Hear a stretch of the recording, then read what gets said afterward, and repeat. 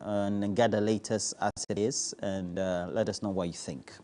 Now, I have some great guests this morning, and quickly we'll have to introduce our guests for the morning. I have Bernard Mona, a former chair for the PNC, hadn't been in town for a couple of days now, had been on his farm, and so we'll show you Bernard on his farm very soon. Great work he's doing. He's not only a politician, he's also an agribusiness person. Very good, very good. Is it fish farming? What do you see? Okay, fish farming, sorry. Very good. So this is catfish, eh? Yes. Or tilapia, okay, great. So doing I some... would like to venture into this kind of Yeah, business. so But Bernard we do Mona on crops. his fish farm. This one is at Xavier. Xavier, yeah. Oh, okay. This is the demonstration farm. Very good. Have you been able to qualify for any venture capital from government, Ghana Exim, the Ghana Enterprises Agency Support Fund, or you haven't applied? Not to the best of my knowledge, but as you are aware, the last policy statement from the Minister for Agric was to the extent that they were going to provide inputs for farmers who could plow. And this motivated a lot of us to go and expand our farms. So what is this? This is soya bean. Soya bean? Yeah. Bernard Mona. This is soya bean. You are doing it. So what's the acreage? You are doing some great work. The soya bean is 150 acres. Wow. Bernard, you are rich?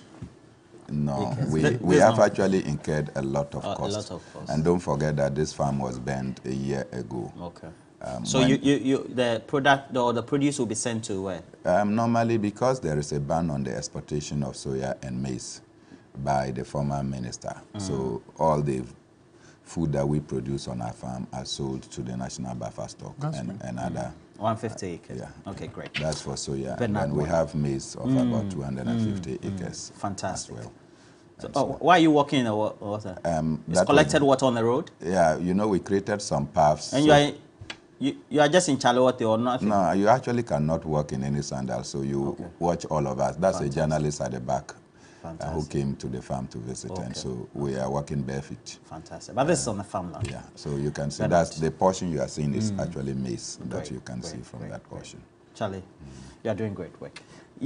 I think because you criticize government, you decided not to go and apply because these facilities I don't think that the food I produce, probably President Akufo-Addo is served. No, I'm serious. Probably is served with some of the food because he eats kenke, and kenke is made from our maize. And so you will not know whose farm the food is coming from. Fantastic. This morning, I'm sure if my brother took some porridge, it is possible that some of the maize is mixed with what I have supplied into the system. And so no one is able to predict where the food you are going to eat is coming from. So it doesn't really matter whether you belong to party A or party B. And as long as it is called food, you should be able to. So I don't have any equivocation whatsoever. A farm is a farm. And I think that... with lexicon, big English. And Fred Agbenyu also had large swath of land if you go to the Guan district. And that is not his... You mean the incoming MP for Sal? How are you? He's currently the parliamentary candidate for the NDC for, if it is formed, the Guan constituency. You've already elected him? Oh, he's been elected. Yeah, he's been elected as parliamentary candidate. Good morning, Fred. How are you? Good morning, Roland. I'm doing well. He wants to come and contest you. Maybe. I'm Fred. You're Fred. Yeah. Oh, Fred. Kofi Amaya is also here. Fred is a spokesperson for the UN Ghana mission. And then also speaks for the government of Nana Addo Dankwa Akufo-Addo. No, he's a public servant. He cannot be speaking. How are you? I'm awesome. Kofi Amaya. It's been a while, though. Yes, it's been a while. You're doing well. I watch you from your social media. Or at least you don't criticize. I'm told that you criticize me on your party platform. But I have many friends. I mean, reduce the criticism. I think you and I, we go way back. Way back, Joy AM. And then. All right. We don't criticize. We like you. Thank you. I'll take it. So, good morning also to Nana Ayimedu and Diokami Yedu. You work with Jubilee House Communication. Good morning to you. Guy G, good morning to you as well. Let me just say what I have to say to all our friends and viewers watching us from home and abroad. You can also cash out. So we have the short code. Please memorize it. *439#. *439#. And I promise you, end of the segment, we'll do cash out. So today we just want to spend some time, talk about the Bank of Ghana, the governor, etc. And has been responding to all the concerns of the minority. The minority intends demonstrating, picketing, that they want the Bank of Ghana governor to resign, for example, as well as other officials in there. But he's been swiftly defending that. So good morning to a number of my friends. Mo Saeed Bontasi, good morning. Thank you. Money ni money. Lion ni lion. Good morning to you as well. Yao Kwenu Techi. Yao, good morning to you. And then also we have Inshiraba K.O. Fori. Thank you for joining us. Joseph Toku, good morning. Shaddai Adote. Shaddai Adote, good morning. Onukpatete. Raymond Opoku. Raymond has to be blocked from the stream. You're sending some fake news there. So no, it's not fake news. Today is Prince Derek Ajay's birthday. Okay. That's not fake. All right. So we have Hansen Gerard, and then also Amab Yomole or Yomle Kuma, and then we have Philip Abochi joining us from Keta constituency. Good morning. Prince Henry Kofodria, thank you. Xylix Dwayne, he says he's watching us live from London, United Kingdom. And then also we have Gloria. Gloria, thank you for joining us. Boy Jefferson, and then we're grateful to you as well. Ras Kotaka, Prince Anani Selassie, Awal Mohammed, Desiree Maven, and then also Yusuf Mohammed Dutes. Okay, thank you for all of us. Now, let's go to the Bank of Ghana Governor Ernest Addison, who has been responding. Oh, you didn't greet wish Prince Derek Ajay. Prince Derek Ajay, it is your birthday. Have a blessed one, brother. Now, Ernest Addison, Dr. Ernest Addison is a governor of the Bank of Ghana, has been responding to the minority swiftly. An executive instrument to allow the Bank of Ghana acquire that land, and SIC was duly compensated. The bank then began to plan the building of its new head office, taking into consideration the need to ensure that the building meets all the requirements of a modern central bank of international standards, similar to central bank head office buildings in Abuja and Dakar, and includes provision for data centers, currency processing centers, vaults, and other sensitive installations. It is not just a simple, ordinary building. Let me re-emphasize that the bank followed all the necessary public procurement processes in this endeavor. No procurement laws were broken. The decision to commence construction was taken as far back as 2019, when the bank generated profits. Appropriations for the head office were made each year from profits made in 2019, 2020, and 2021. The project has therefore been going on for over 3 years.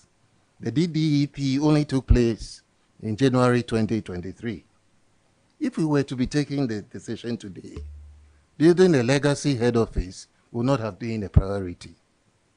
However, this is a project that has been running for 3 years and about 50% complete. And Kofi Amayao, that's a response swiftly from the Bank of Ghana governor. It's appropriate? Yeah, very appropriate. A very good morning to your good self and to my able men here. It's been a very long while, and to your cherished viewers as well. And let me also extend my warmest greetings to the MPP External Affairs, our branches members or delegates, super delegates who are in town for the super delegate elections on this Saturday. Weekend. Yes. And on behalf of the Dr. Bawumia team for the diaspora, I wish them well and a very nice day. We will see them very soon. Yesterday, the former Director of External Affairs, Mr. Atifo Adanso, met with some of them. We will continue to meet with some of them as well. And I believe strongly that by Saturday, they will give an overwhelming endorsement to His Excellency Dr. Mahmoud Bawumia, who will, I'm sure, eventually become the flag bearer of the New Patriotic Party to ensure that we are able to break the 8 2024. I think that the response from the Bank of Ghana or the governor of the Bank of Ghana is appropriate and detailed, and for me, as it were, should put matters to rest.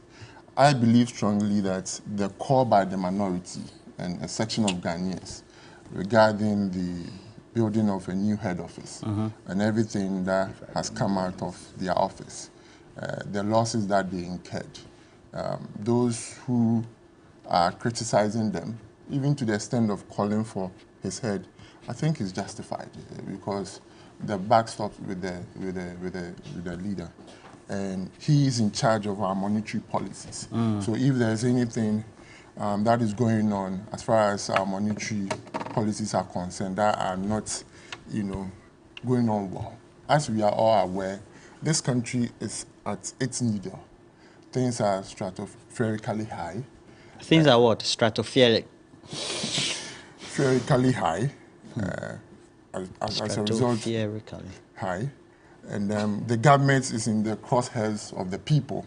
So at any point in time, they will demand answers. And I like the new generation to some extent as to how we would want to demand for answers when something untoward is happening. In this case, I believe strongly, after listening and reading the response of the Bank of Ghana, should put matters to rest. That does not mean that whenever we want to criticize, we shouldn't criticize. As far as the minority is concerned, sometimes I'm a bit surprised as to how they approach certain things. What's wrong with their approach? They behave as though they have never been in government. Meaning what? I'll get there. You have a minority leader now who was a deputy finance minister who served on the board of the Bank of Ghana. And one would have expected that, at least with the greatest of respect to him and to his office, he would have known better. As far as especially the building of the head office of the Bank of Ghana is concerned, he is aware that the attempt to build a new office did not start yesteryears. It has been there since the 90s. You mean the plan? The plan to build a new office.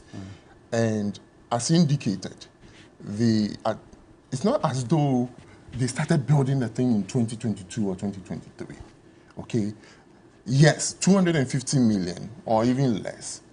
I mean, at this time, to the ordinary Ghanaian, to even myself, to anybody, it's a bit uncomfortable. We are going to the extent that pensioners are losing. I myself, I made some investments. I've lost. Okay? There are some investments that I've made I'm not able to even withdraw because of the new policy in place to be able to send out to the parts of... Where did you invest and which instrument did you invest in? I think it was a mutual fund. Yeah, so... And with all that is happening, with the GDP and all that's happening, and if you should hear that Bank of Ghana is devoting 250 million to build an, it's a bit uncomfortable. But once you get the information as provided by the Bank of Ghana, and I believe this information did not just come out of thin air, they already existed. That is why my very good friend and brother, the Ghana Gas Communications Director and the Deputy Communication Director was asking yesterday, I saw in your news, that the Bank of Ghana should be proactive as far as dissemination of information. I believe if this information had come earlier, the other day I was listening to even lawyer Martin Pegbu, who was giving a detailed explanation as to the cost of the building and how even relatively cheaper in terms of the area, the cost per foot and all of that. But this information, didn't come earlier. So I am of the opinion, and I would want to listen to my brother Fred as to what his reaction will be as far as the response from the bank, the governor, has come out, and see if they will indeed picket and, or the demonstration if it's still necessary after you have given detailed information. But that notwithstanding, I am of the opinion, personally, that the NDC wants to come to power on the back of our emotions and our sentiments, okay? And I believe that this country should not be built on emotions and sentiments, okay? The days where propaganda, lies, mudslinging, all these things are gone. I mean, they are gone. We are in an era where we need to focus on the issues, your messages. what you'll be able to do for the people. Alternatively, what are your policies? Rather than, dwelling on the emotions of the people. Because when you mention the figure, they've printed 60 billion, they've lost. When you have people who have sat on the board, people who have worked there before, they know the rudiments Within of the the NDC. within the NDC, and yet they come out as though they don't know anything. You think new they're to the spreading system. lies and propaganda? Oh, that's what they have been doing, and that's what they used to do some years. And I one of the things that I love about Dr. Bawumia was that he more or less, with the greatest of respect to everybody, all players in the ecosystem of politics, he sanitized the system by making sure that he comes out with policies, messages, he engages the people with the alternative, he goes to take the historical facts. You're talking about Dr. Bawumia as vice president or before? When he was the candidate. Okay. And Because even vice president, we don't see that. Roland, you see that very often. Okay. Very often. So for me, like I said, the press conference came right after when the minority made their statement. So I would want to see the minority leader, Honorable Atu Keso, come in, as it were, call off the picketing or what they want to do. And I also want to hear from Fred what you would have to say, so that moving forward, I will really confirm indeed whether what my understanding of the NDC is Okay. really true. All right, and Fred, whether they've changed. Boss says you should stop the picketing. And I know the picketing is slated for the 5th of September. That's right. And the reasons being adduced, he says wishful propaganda, Lies. lies. On the back of our emotions and Yeah, sentiments. you're taking due advantage of people's sentiments and emotions. Well, Roland, thank you very much for the opportunity to be on your program this morning. Let me say good morning to the good people of Likpe, Sandro Kofi, Lolobi and Akpafu, who for whatever reason have been denied the opportunity to get representation in the August House of Parliament. For almost 4 years now, we have been without a member of Parliament. But we are believing and hoping that very soon the right will be done, the constitution of the law will be respected, so that everybody is given their right representation. Let me say good morning to my good friend Prince Derek Ejay and Obobi Odako. I'm told today is their birthday, and wish them God's favor and grace. I wouldn't have responded to anything my good friend Ameyao said. Because to create the impression that the people of this country cannot reason for themselves, and that somebody must, with their emotion, somebody must tell a lie, somebody must use propaganda to convince them to think in a particular way. For me, I think it's unacceptable. Ghanaians are part of the society. We are all part of the society. They all know what is going on in the country. And so they don't need for that going to come and tell them what is happening in the country. When they wake up in the morning, there's no money in their pocket, they know. If they go to the market and they cannot buy food stuff, they know. If they go to the filling station to go and buy fuel and the price has gone up so much, they know. If they cannot pay their war school fees, they know.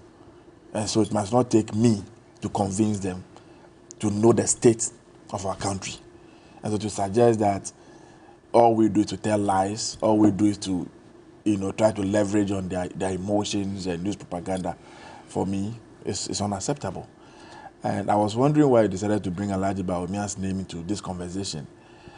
You purport to be a member of his campaign team, and so I would have thought that you leave him out of this conversation because he doesn't know. Are you a much. member of Dr. Bawumia's campaign team? Kofi Alko. Yeah, why? All of you. You doubt my information?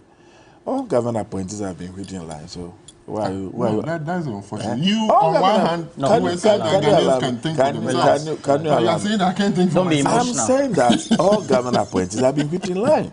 But that's all not of true. you We have have the been- Deputy Minister of Finance, your own man who is a member of Parliament for Hohwe, who is currently the Rails Minister, the former Energy Go Minister. and find out what they are going through.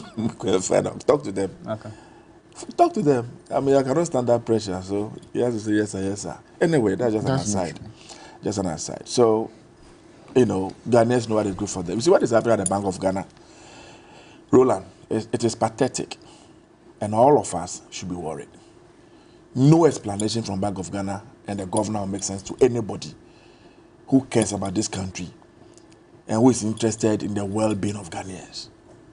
No explanation. And I would have wished that he didn't even come out to say anything at all. The reality is that... You mean he didn't respond to anything at all? What is he talking about? Well, he said the building was thought of from 2019. And so?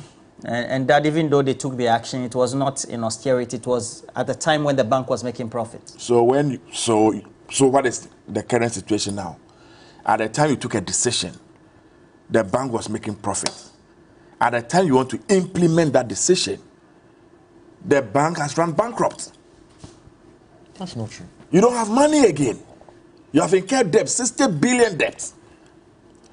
You have printed money for the government without going through parliament.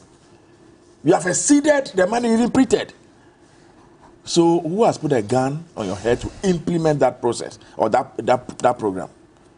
When the state in which we are now cannot support what you are implementing. Who has put a gun to your head?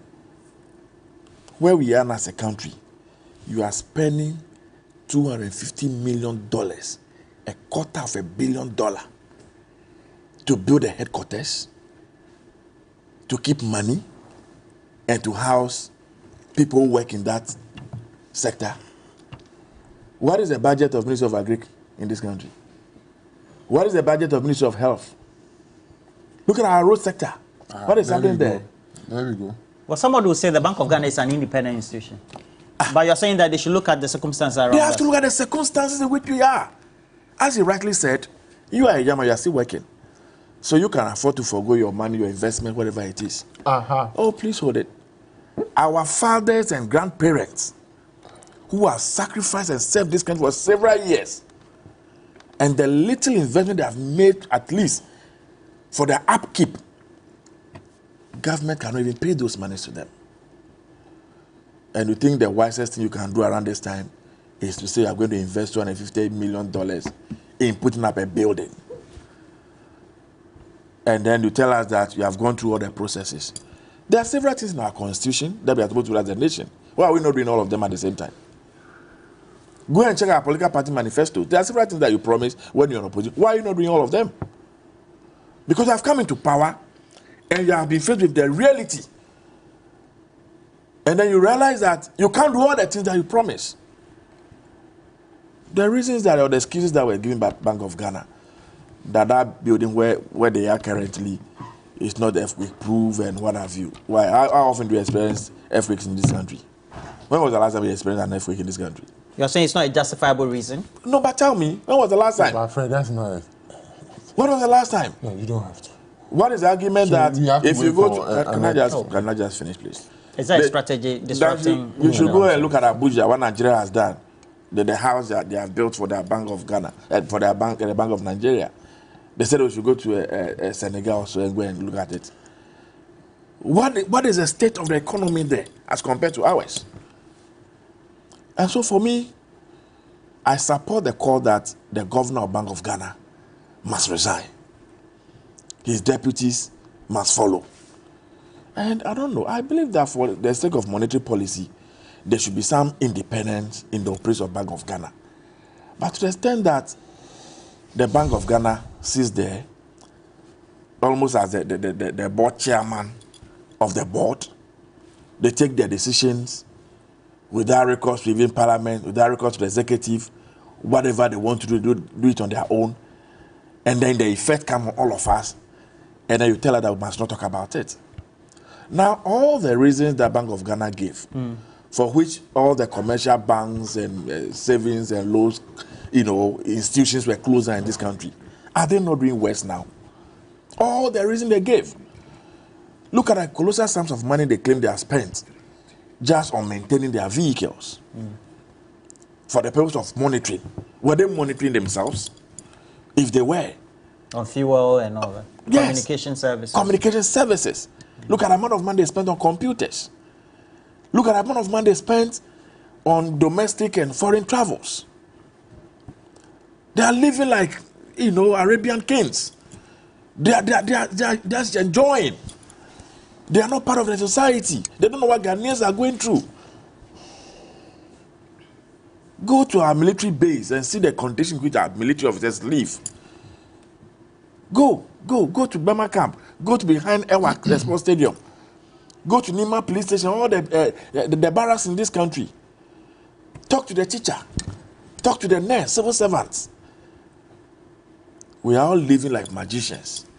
Sometimes you wonder how you are able to live to the end of the month. If you look at your salary, vis-a-vis your expenditure, you wonder where the rest of the money is coming from. And so where we are now, one would have thought that a government that is prudent, a government that cares about the people of this country, will cut down some of this expenditure. Because it's not doing us any good. You understand? I believe what will be the number one motivation? Somebody has awarded this huge contract to a contractor to build. His kickback is waiting for him. I'm sure somebody has taken his 10% or whatever it is. Otherwise, what else is the motivation? It's chop. They are investing in the areas they can chop. That is what it is. Who is investing where? This project that they are embarking on. Yes. Well, Samuel Kujetu has a document to the effect that was sole sourcing and etc. But originally, I'm told per the document that Honorable Kujetu published, that the total cost of that particular 81. edifice was supposed to be 81. Then it graduated to 121. So from 81 to 121, now $250 million. Why? We have several other banks in this country, and we know the cost of their facilities. Even moving Pink Hotel. How much is the cost of moving Pink Hotel? And so for me, this is not prudent. This is not what we need. If we have $250 million in this country, invest in the agriculture sector. Use it to fix our roads. The Bank of Ghana should. Oh, yes. Bank of Ghana should invest $250 million.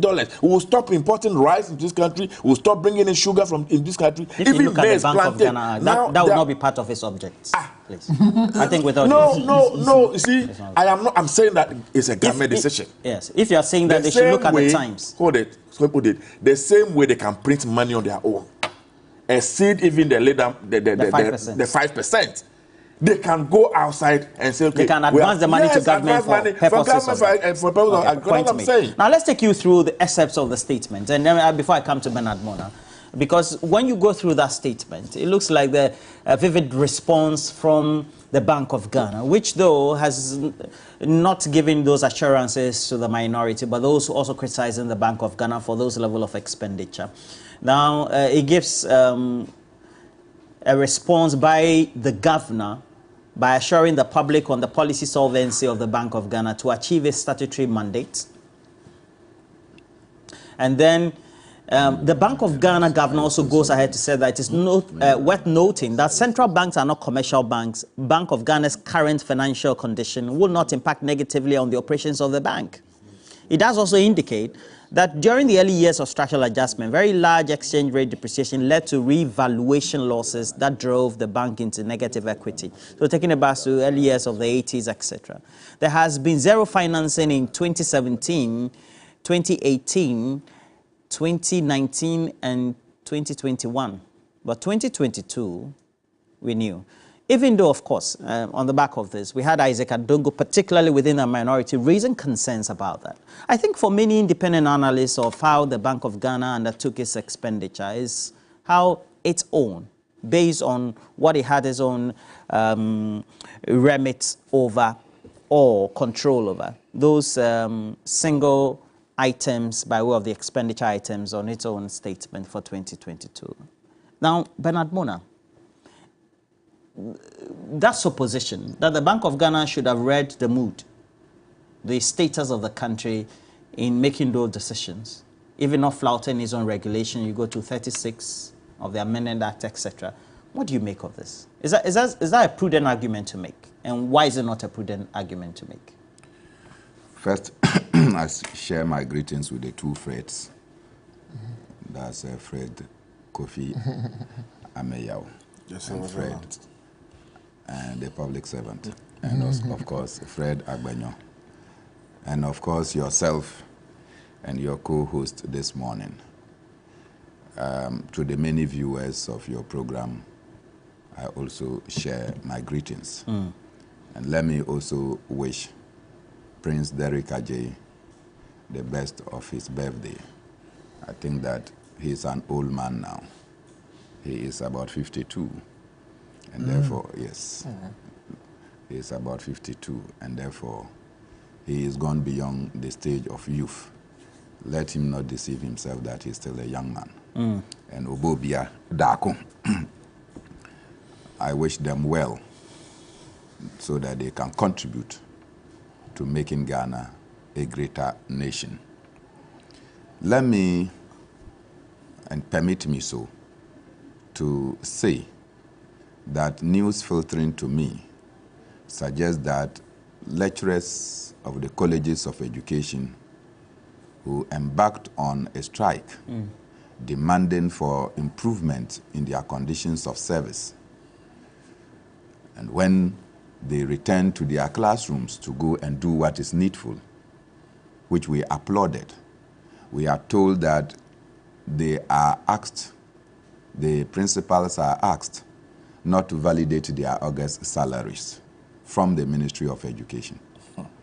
And I pray that that cannot be the case. If that were to be the case, we'll be running a chaotic education system where you think that the right of somebody to go and demonstrate, to seek improvement in their well-being, cannot be countenanced simply because you are a minister.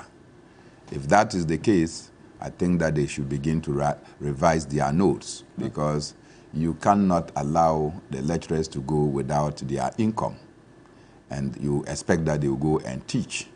That will be very dangerous, even for the students and for all of us. Having said that, I have listened keenly over the period, and don't forget that Arise Ghana issued a statement co-signed by me.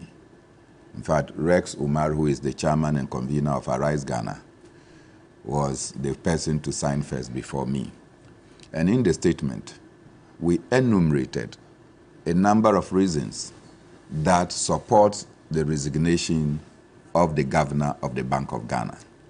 We did not ask for the dismissal of the governor of the Bank of Ghana, particularly so when President John Mahama was confronted with a similar situation when our cedi was depreciating at 4.2 cedis to the dollar.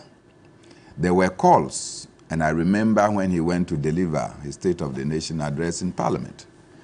Parliamentarians virtually heckled him and said that the depreciation of the cedi at $1 to 4.2 was unthinkable, and therefore the governor should go. His response in frustration was that the Parliament established a law that bars him from dismissing the governor of the Bank of Ghana. And therefore, if they wanted him to do so, they should change the law and empower the president to be able to sack the governor of the Bank of Ghana. That message, in my opinion, sank very well with Dr. Wampa, who would have thought that if the president had the power, he would have dismissed me, and Wampa resigned. So you're saying the same should have been? Wampa resigned. And when Wampa resigned, we saw a reinvigorated confidence in the economy and in our monetary space.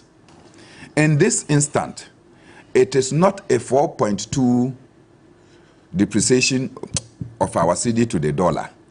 It is in excess of 12 cedis to the dollar. Is there any justification why Addison should continue to be in office? Could there be any justification that if our currency was depreciating at $1 to 4.2 Ghana cedis, today we are in excess of 12 cedis to the dollar? Addison is still at post. The same time that we are talking, inflation is hiking around 43.1%. What it simply means is that with your midget and stagnant income, anytime you receive your income and you go out there, the cost of purchasing becomes higher, diminishing your cost of living or increasing your cost of living, making you poorer and poorer by the day. You are not able to meet the expenses of the time. At the time we are talking about this, the central bank is able to spend about 131 million on maintenance of vehicles. They are able to spend in excess of 32 million cedis on travels. They are able to spend in excess of 359 million on banking supervisions, the banks that they have collapsed. They are still supervising the collapsed bank. This is how much vulgar the central bank has become in its expenditure. Just put aside the 3 billion Ghana cedis new headquarters that they are putting. And what are the justifications for the 3 billion Ghana cedis headquarters they are putting? I don't know how Asafo Mafu would have described this. Or pim, pim, pim, pim, pim, pam. That's how Asafo Mafu would have described the situation we find ourselves with the central bank. Now, what is the justification? That their current headquarters is not fit for purpose because it is situated within an earthquake-prone area. Yes, that's what they say.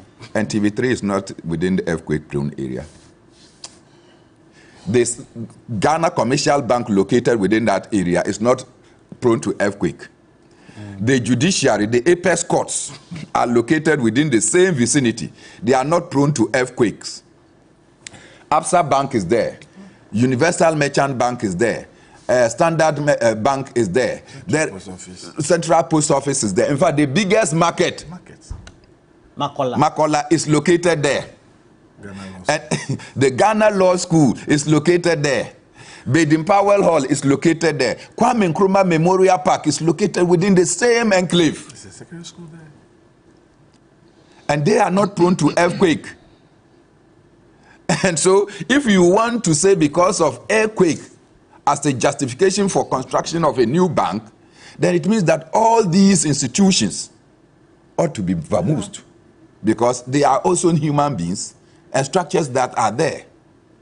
So, ab initio, this justification does not add up. But have you heard the other justification? Which is what? That, why? They are anticipating that one day Ghana will bid to host the West African Monetary Zone. And therefore, they should have an edifice so that they can compete with Nigeria and Senegal so that Ghana will become the headquarters should West Africa decide to go on a single currency. What if Africa also decide to go on a single currency? You are thinking about a narrow and a conscripted area, West Africa. When you look at these justifications, it does not add up. The other thing, and my friend Fred Kofi is here. Bernard, wrap up for me. I will wrap up for you. When you listen, you are saying that why? They started an event in 2019. How many projects have we not started? And they have to stall because the economic circumstances we find ourselves today will not permit the continuation of those projects. Just take a walk down this lane and you are going to Jacobi Chebi Lamte circle or interchange. Is it ongoing? Why did we stall the process? We stall it because the current circumstances will not permit us. So you don't come at a time when you are not able to even pay ordinary contractors small monies that you owe them. Now you have run into a ditch, you are in loss. And you are telling us that an institution that has run into a loss is still solvent. What is the meaning of solvency? You have run a loss and you are still solvent. This can only be the nomenclature of Ernest Addison. That you have run a loss of 60.8 billion. And you come and tell us that despite that you have run a loss, you are still solvent. Well, meanwhile, the Bank of Ghana is the lender of last resort. Now that the Bank of Ghana itself is in difficulty, how will they play that function of lender of last resort to the other banks? Don't you see the danger that we are in? And to continue to request or ask that Addison continues to stay in office, it's like you have a tuber of yam that has started to rot, and you say that, no, I don't want this yam to be wasted. So I'll keep the whole yam. If you don't cut that part off, I can tell you have no yam to eat, no ampesi for you. And the situation we find ourselves is that Addison, his deputies, and the board must be cut off if we want to see that the Bank of Ghana continues to perform So the you role. join the protest? Obviously, Arise Ghana is joining, and I'm a member of Arise Ghana. All right. Just some 2 minutes on this before we go to number one. Then it will mean that when the protest is undertaken, it piles up pressure on the governor, Dr. Ernest Addison. You see, I am a student of fairness. Okay. Where is that learnt? Which university? The Social University. Student of fairness. Very well. So you see, sometimes we behave as if nothing happened within the period under which we are having the discussion and why we are where we are today. Okay. We were confronted with an unknown disease that took over not just Ghana, not just West Africa, not just Africa, globally, with its cascading effect. Which disease? I'm talking about COVID-19. Again? Pandemic. Wait. Okay, and the resultant economic woes that bedeviled all countries, not just Ghana. Okay, to the extent that they were, I don't want to go into the pictorial things that happened, because we all know what happened within COVID. As we were recovering from COVID, then we were hit by the Russian and Ukraine war. As we speak now, the US is now the president of the United Nations Security Council, because they rotate. Every month, every country will take their presidency. And among their signature, they call it signature event, is to go back to the Black Sea Grain Initiative agreement between Russia, Ukraine, and Turkey. Because now Turkey is, so we might go back to the situation where we had, inflation as far as the food, inflation was concerned. So that situation is not even gone yet. Then unfortunately, Ghana's sovereignty debt was also downgraded. So the Bank of Ghana was our sovereign bond rating. So the Bank of Ghana, our sovereign ratings were by the rating agencies. Okay. Downgraded. So he was confronted with wait. He was confronted with a serious. In the midst of all these challenges, we had the financial cleanup that we did, and also the energy sector levy debt that was also there for him to deal with. So at the back of all these things, you would realize that yet, even though things were that difficult, salaries were being paid. Did you ever hear the public servants or the civil servant complaining because their salaries? Kofi, if you cite COVID, and you are saying that COVID, etc., has effects on our finance, is that not when we have to be careful? I am making. That's what I'm saying. How we spend, and for the Bank of Ghana even to be justifying its own actions to spend this colossal amount continuously each budgetary year in a period of COVID and post-COVID. In my initial... Is that not contradictory to your argument? In my initial statement, I alluded to the fact that, okay, all things being equal, the situation in which we find ourselves, and I use an expression, the one you were struggling to mention, stratospherically high. Things are not that well. Stratosphere, stratosphere. I know stratosphere. So, it's easy to mention. Oh, Jesus Christ. So the point I'm trying to establish is that, calling for the resignation of the governor, that's what I'm making at least some fairness to the situation. That in the midst of all these challenges, we didn't even queue for fuels, okay? And we made available Forex to ensure that at the end of the day, our traders, even though they were not so sufficient, we didn't find, a situation where there were no food on our shelves. So at the end of the day, the point I'm trying to establish is that on the back of all these challenges, we should cut in some slack. Okay, we have gone to the IMF for policy credibility, for them to sustain our balance of payment and all that. Okay, this is something that we even have the second tranche that is about to come.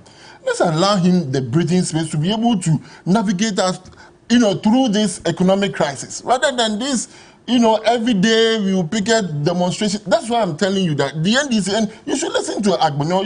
You were mentioning things that should have been done, blah, blah, blah, blah, blah. Listen, these are some of the things I keep mentioning. When you are developing a nation, it should be devoid of sentiment and emotions. What you are saying, I can cite numerous examples where projects were put up, yet people were suffering. In the midst of our economic challenges, when Doomsor was there, you were doing projects left, right, center. You never extended any courtesy or even any providence to even our business communities, even our hairdressers. You did everything you could. You did the circle interchange, you did the Kasua one, we had the airport here and there, but people were suffering in this country. Wait, do you remember the Jubilee House? Just right here, when we were building it, what they were saying. Eventually, do you know the first government that occupied the Jubilee House? It was them. But yet they said, no, Ghanaians are suffering. The point I'm trying to establish is that in this current situation, and on hindsight, if they knew that we would be where we are, I don't think they would have embarked. They would have, made do with what they have at where they are now. But unfortunately, where we are, just like Bernard said, where we are, I think it would be prudent, advisable, if they can, and if they should. Okay. I mean, store a little bit. Okay. Once we come out of this, we have to go to NAM1. Situation. Another man who should be receiving daily. But if they are in a position to continue with the construction, I believe that, which maybe might not affect. You think the construction should go? They've recorded a loss. Wait, no, if it will not affect. I mean, as for the loss, they've explained in their statement. Yeah. It's a technical thing because of the DDEP. I think we all get it. And the IMF also have supported the fact that they are not that, Okay. Fred, only 3 minutes on this as we wrap up. You think the justifications are right? It is sad that our colleagues... I'm not trying to make any justification. I'm saying that we need to be fair, especially with Dr. Addison. Kofi, it is my turn. I understand. You say you are a student of fairness. You say you are a student of fairness. Fred, only 3 minutes, please. Were you in this country before 2016 elections? What didn't you and your colleagues say about NDC and President John Dramani Mahama? About what exactly? Everything else that we did in this country. About what exactly? Development, hardship in the country. What didn't you say? At that time, where was this thing you are calling fairness today? And who determined what fairness is? And by whose definition must be something is fair or not fair? You still come and sit on this platform and you are still blaming Russia and Ukraine and COVID for Ghana's woes. But do you remember? Can you allow me to do my submission, gentlemen? Can you allow me to do my submission? Do you remember what he said? Can you allow me to do my submission? You still have the confidence to come and sit here. Yes, I do. And still blame Ghana's problem. You are not like this. As though all the bombs that are flying from Ukraine and Russia, they don't land on any other country, but they land only in Accra in Ghana. But you don't know that Ukraine is a food basket. I don't get Global it. food basket. COVID came. The money you got from World Bank, IMF, corporate Ghana, all put together, over 35 billion. Your president went to Parliament to tell them what do you mean by our president? He is president. Yes. I don't have confidence. He's the president of. I don't trust him. Yeah, that's on the side of the. Yes, I don't have confidence. But he's our president. Please go. I'm our president. Okay. My president, President John Mahama. Look at this. Yes, I've said it. Please go ahead. Your president went to Parliament to tell the people of this country that our expenditure as a result of COVID was 19 billion. Your finance minister at the point said 17 billion. Give them the 20 billion. If you got 35 billion and then you spent 20 billion, how do you come complaining that you are in problems because of COVID when COVID has even given you profit? It is mismanagement. It is corruption that has brought this country where it is today. And I have set time with that number. That go and check all the projects that were made about our economy prior to 2017. Everybody said because the investment you have done in the oil sector, the new oil fields that have come on board, 2017, 2018, Ghana's economy was going to do well. And so as a matter of fact, when you came into office, if you had refused to do anything, just sit down, put your hands in between your laps, Ghana would still have run and be better than you left it. What are you talking about? I'm telling you the truth. What did you do? When you came into office in 2017, what did you do? 2018, what did you do? You have not so all the things that you are taking credit for, what investment did you do that is giving us all the growth rate increase in what 2017, 2018? Yes, so what did you do? How did you contribute to that? Nothing. What do you mean by that? It is the investment that President Mahama did. What investment? Is the result. I've mentioned it to you, the oil fields, the investment, the 2 additional oil fields. And this projection was made far back in 2015. Go and check. Now you are blaming the rating agencies for whatever it is. Why? They start whatever it is, and they just decided to rate Ghana the way they rated Ghana. Our country has been run down, and they were just telling us the reality of what it is. How do you blame them? You see, the problem with you people, guys, is that you are not ready to take responsibility for anything. You think somebody else is the cause. And up until you take responsibility, there's no way you can correct anything. I am saying, finally, that the decision by the Bank of Ghana to spend these colossal sums of money in the name of headquarters, with the reasons they have given to us for the project, doesn't make sense. It doesn't make sense. I am not saying that because people are suffering, we shouldn't develop this country. But we should put our money in areas that Ghana can benefit from. And I am saying that if Bank of Ghana can meet the Ministry of Agriculture and say, listen, we have 250 billion, we don't know what to do with it. Collect it, go and put it in agriculture. Today, they are fighting in Niger. Even onions to eat in this country become a problem. You know, not too long ago that even Kontomre, can you allow me? Kontomre, Mankani, plantain, we're all coming from the desert regions. If you read the Bank of Ghana, it's not within its mandate. I am saying that. It has to fall within. I've said, listen, Bank of Ghana belongs to the state of Ghana, right? When Ghana government needs money, they were able to go to them. And even with that parliamentary approval, exceeded the money, 5%. They printed more money for them. Well, the argument is that they don't need parliamentary. All right. Section 30. People do respect the arts. Okay. People do respect the arts. Do you work with arts? People don't work with any law. You don't work with any law. Put the icing on the cake. You do what you want to do. If let's say, so why are you talking about law now? If let's say the decision on the part of Arise Ghana, the minorities, that the picketing will go on, at the end of the day, the Bank of Ghana also says it's standing its ground with cogent arguments it's made in that press conference. How should the two sides, the opposition on one side, the demonstrators on the other side, and then the Bank of Ghana come to a certain... They are all one, the demonstrators and the... You are all one. And then the Bank of Ghana on the other side as well. Where should they... what should be the middle ground that they should all come to? Oh, the governor should resign. That's the middle ground? That is the only way in order to bring back confidence into our monetary space. See, you remember my very good kid brother, Ernesto Yabua. Yes. And what he did in Parliament. You remember the occasion where he was virtually pushed to the ground and he shouted, "I can't breathe." The occasion was that Parliament was going to debate the construction of a new chamber that will give parliamentarians comfort so they can do their job. And we said that in the midst of the crisis, it was not thinkable that our members of parliament will be seeking luxury. At the end, that chamber was dropped.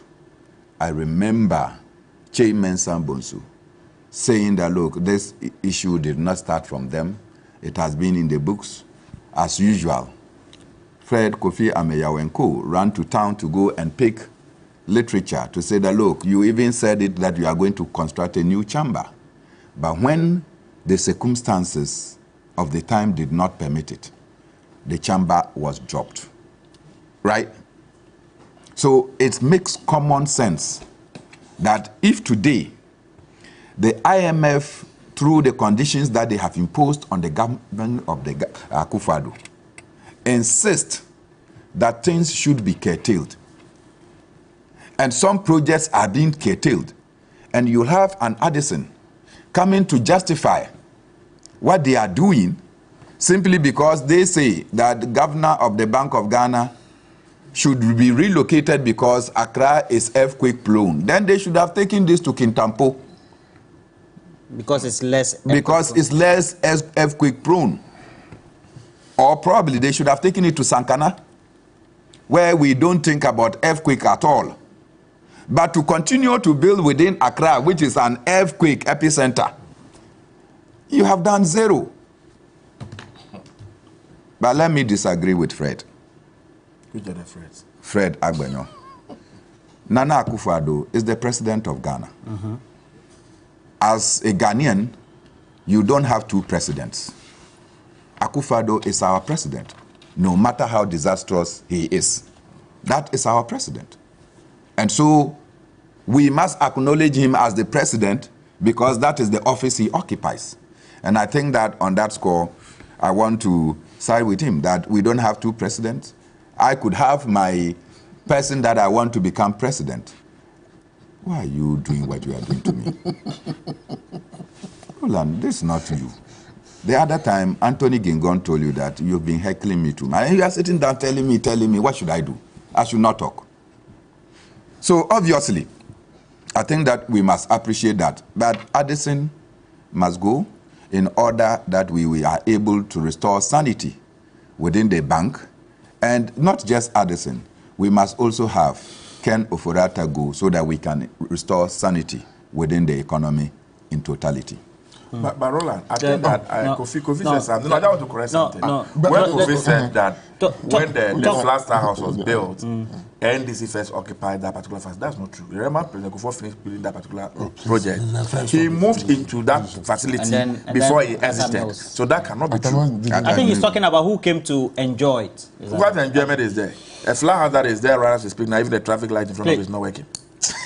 You see, now let's talk about number one. And then the comment and the public opinion out there is that if you look at the posture of government, the Attorney General, the posture of government is very lenient, focusing on other matters of prosecution, while the man is freely engaging his customers, even to the point of having the audacity that I even want to ask them to pay 650. Of course, it's now being pushed forward, etc.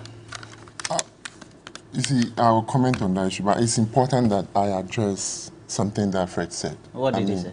About the president You issue. mean Bernard? No, Fred Agbenyo and Okay. Bernard addressed it. It's important that I also, say something. But he has about it. addressed No, it. wait. Please. We need to stop this. It's not right because we have a lot of people who are watching and listening.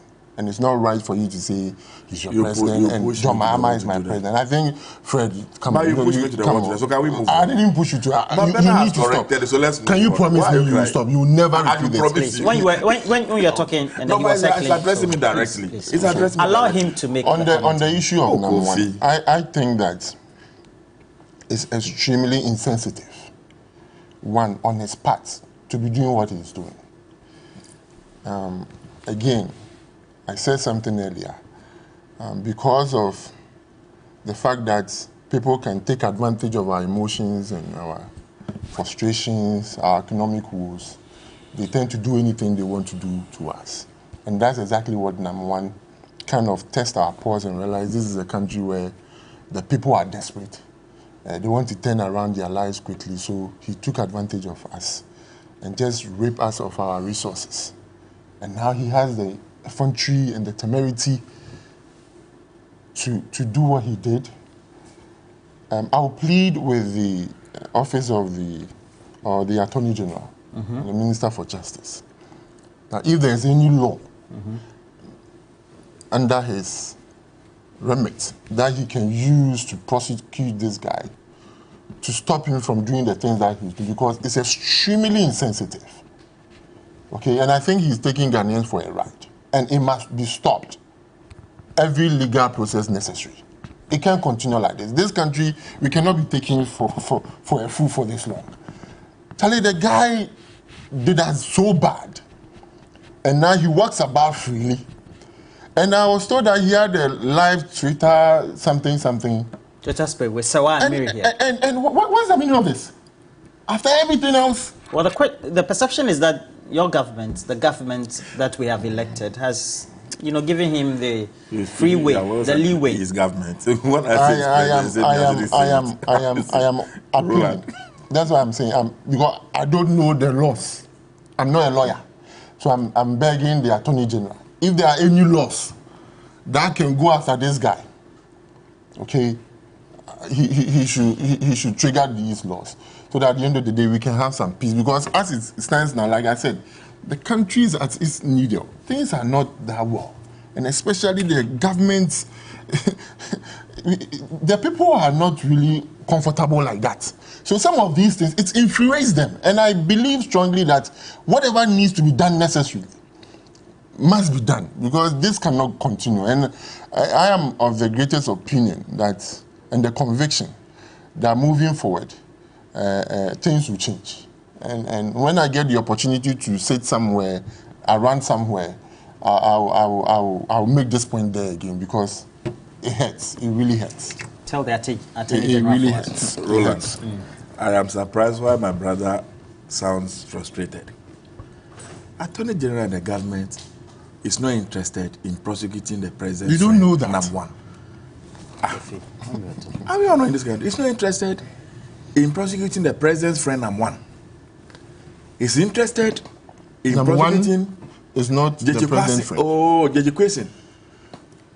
That's why he's interested in. Because he broke the law. He's interested in asking that Jeje Kwesi appears in court every day. And for number one, why? You see, we make laws for people. We believe that we are human beings, right? If you have a country without laws, everybody will do what he wants to do. And that's why we have put restrictions in place, we have put laws in place, and some people are supposed to enforce the laws that we have made. And so if the people are supposed to enforce the laws are sleeping and looking on, why do you blame number one? Why are you blaming him? Your government is not interested. That's the reality. If your government were interested in prosecuting number one, he wouldn't be doing some of the things that he's doing that you're talking about. So if I say that your attorney general, like Roland rightly said, that your government, when he say your government, he doesn't see anything wrong with it. But when I say your president, he sees something wrong with it. But that's fine. As for him, I cannot say what I like. But the point I'm making is that your government is not interested in prosecuting their own. That's not true. It's true. It's not for nothing they've given your president the nickname clearing agent. Everything that concerns him, that's about him. He does everything humanly possible to protect it. And so for me, don't come across as though you are part of us. You are part of Ghanaians who are crying and weeping. Nobody, you are sitting somewhere separate, we are somewhere, so somewhere separate. You are not part of us. You don't know. We are not like the NDCU. You people are you not don't part of realize us. that. We are not like the because you have to NDCU. be part of us. And you know that people have died as a result of these number one deals. People have lost their entire livelihood. I know of a man who was working all his entire investment. He put the money over there. Will I get an Today as we speak, Joseph. the wife and the children are living in the village. The last time I saw the man in the construction site, carrying concrete, living a wooden structure. If your government is minded, if your government is committed to resolving this issue, they would have done it long before now. So why are you now blaming number one? Number one knows you will not bite. Number one knows it's one of you. Number one knows he's a president's friend. And so the president will protect him. And so he can go about to do whatever he wants to do. Who says he's not the president's friend? So. Who says? Bernard, I don't need anybody to tell me, Roland, are you my friend or you're not my friend? I'm your friend. So what is the point again? But So people know you're you my have to friend. draw a connection. But there's a connection, and I'm telling you, That is if the important. government is interested, So the that issue that, means- oh, please hold on. The issue that Attorney General is pursuing, chasing and running after, special prosecutor is chasing and running after. Why is everybody quiet? What is happening in one case? Is it in court really? Bernard, When was the last time the case was called in court? And who appeared in court? your observation about all that's going on Oh. in relation to the men's gold customers who were defrauded and then the prosecution and the posture of the Attorney General towards this case. Well, first and foremost, you must put yourself in a painful and agonizing position that there are many Ghanaians who are not the same after the scandal broke up.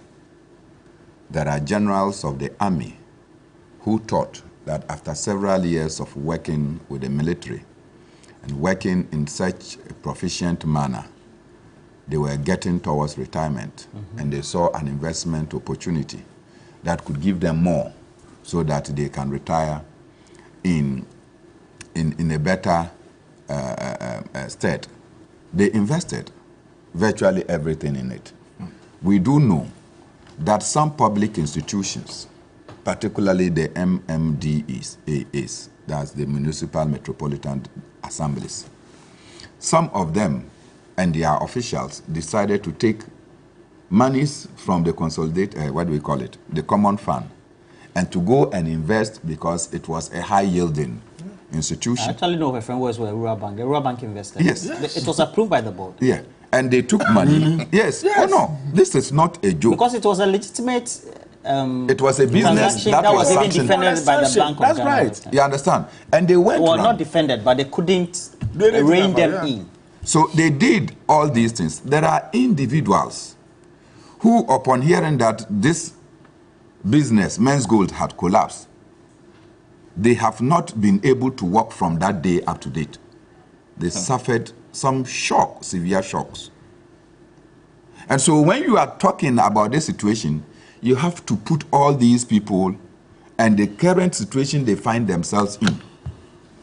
And the only way some of these people could actually breathe new oxygen is to see that the persons who ensured that their lives have been rendered these calamitous are actually put behind bars, or they are charged by the law courts so that they will know. Sometimes you get relief that, look, the people who committed this have been found and they are punished.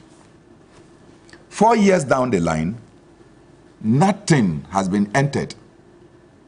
We were told that Namwan was in what? The Middle East. Where is it? UAE. And that the government of Ghana had to go and secure for him to come, because he claimed that there was some money that when he comes, he'll be able to pay his customers. He was released and he came to Ghana. Nothing happened. The young man is moving free. Today, one of the agonies that customers of Men's Gold are going through is that they see that this same young man is given full police protection. He is driven and he is guided. Hey, Bernard. I'm not asking you.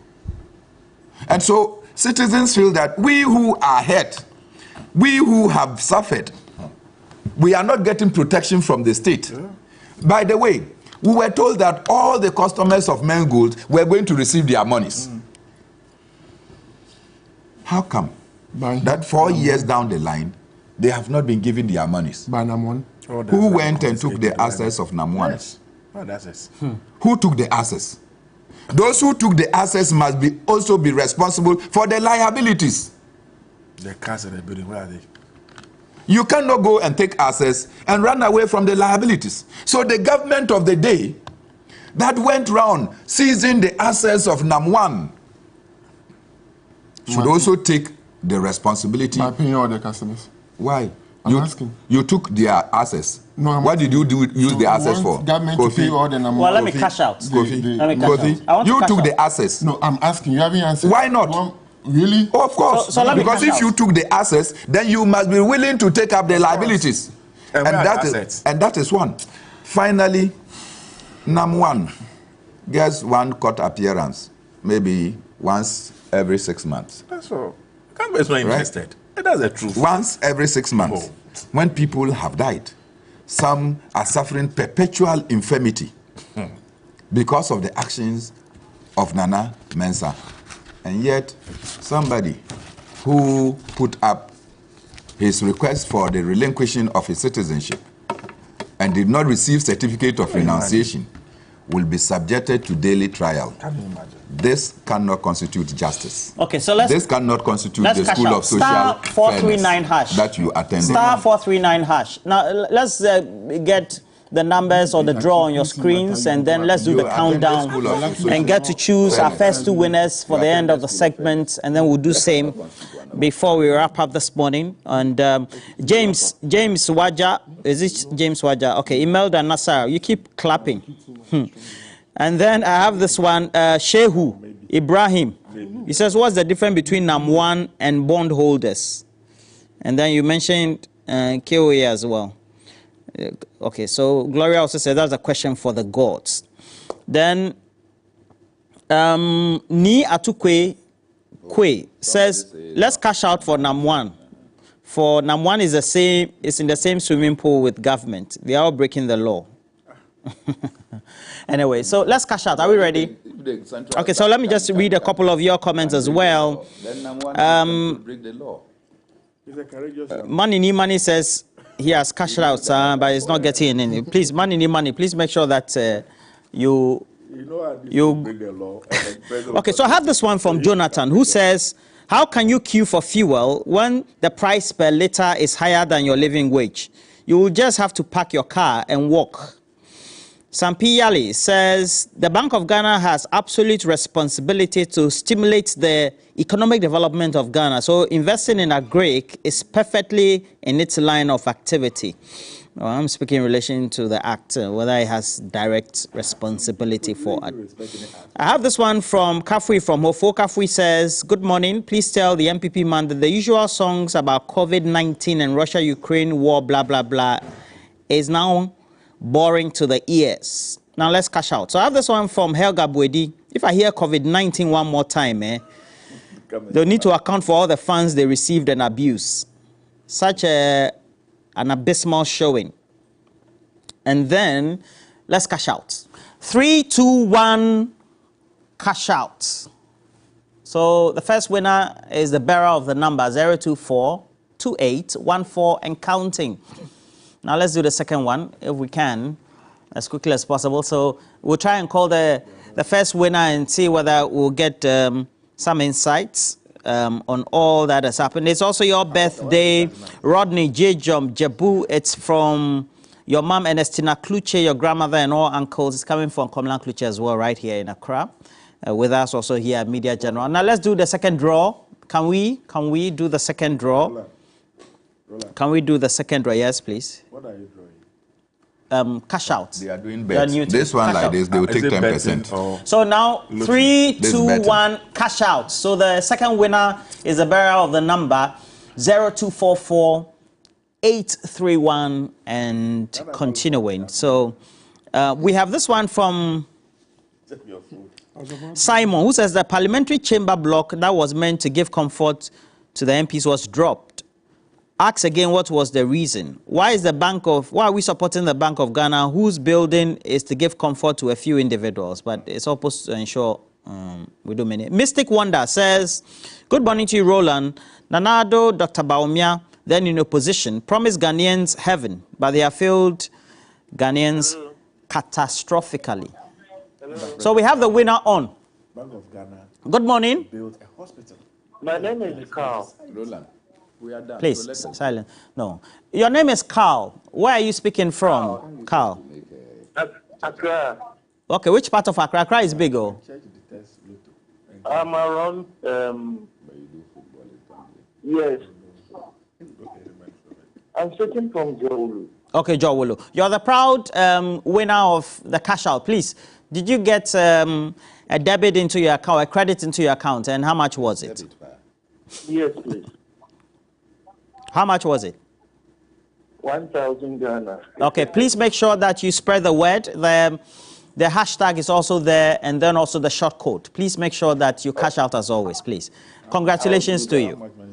Thank you so much. Okay, what is the difference between the Bank of Ghana and the credit union? Why is it that all government appointees are always defending the governor? Is the case that 10% of the contract should be channeled into the... Okay. I don't like the next one. Yeah. Good morning to you, Dr. Beatrice. We are here day with Peace and Love Hospital. Now, Aaron Brasu says, tell Kofi that when we are talking about propaganda and lies in the country, it's associated with his government. It was done prior to 2016 elections. And then Stephen Peng Ingwa says, I don't think Kofi Amaya is living in a different world. How on earth can the Bank of Ghana declare a loss of 60 billion? Well, we are told that $250 million is going to be using, again, financing a building at 50% completion. Good morning. Good morning. Please, where are you speaking to us from? Speaking from Talisi in Upper East. Congratulations. You are the proud winner of Cash Out. Thank you very much.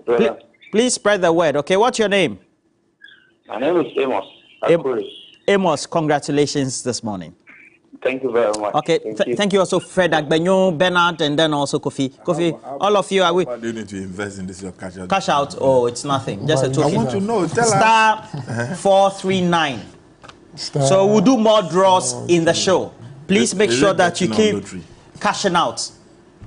Money, Nahan back Is it a background. raffle or is it- Ask I think it's a Kofi if MPP didn't win the 2016 elections on the back of emotions and sentiments and promises. Say now, What about School of what? all the sentiments that were exhibited Social by Mustafa fairness. Hamid, Was crying on television. Issa Haku, May I Tamale, report and then Prince Henry Kofodria says, since 2018, Inshallah. some teachers haven't had textbooks to teach at the basic school level. And No, not that. Did you listen to the Johnny's ministry bite says that this morning? you should A school with indicate 400 so students. good morning to you, Engineer Asamoah, as well. Has I wish only all the best. That's 30 Engineer Asamoah Chum, your civil engineer. I wish all the best for the Chief Mante in Kofod in Akosombo. Good morning to you as well. And we'll have to take a break. We'll be right back with more. Remember, we're having a conversation.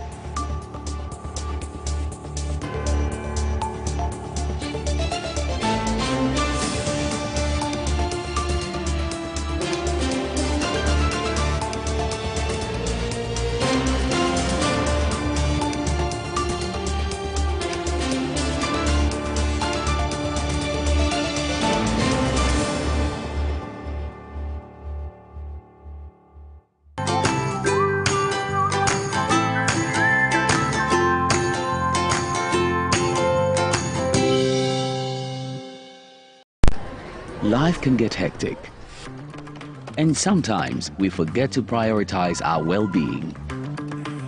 That's where Vernal Mineral Water steps in. A refreshing solution